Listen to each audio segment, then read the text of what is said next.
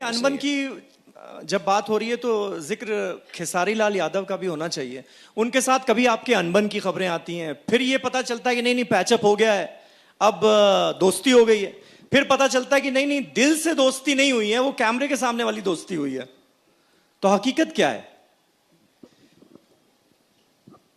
देखिए क्या है ना, कोई भी इंसान, जो भी इंसान ज्यादा बोलता है ना, वो दिल का साफ होता है।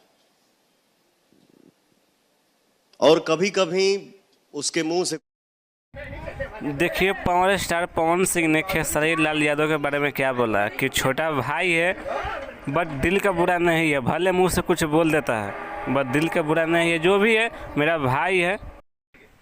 पवन सिंह बोलते हैं कि ऐसा नहीं है, उनको कोई कान भर देता है तो वो बोल देता है, कुछ भी आता है वो बोल देता है, बट वो मेरा भाई है। जो भी बोलेगा वो खराब या बुरा बोलेगा बट अच्छा है, जो भी है अच्छा है, मस्त।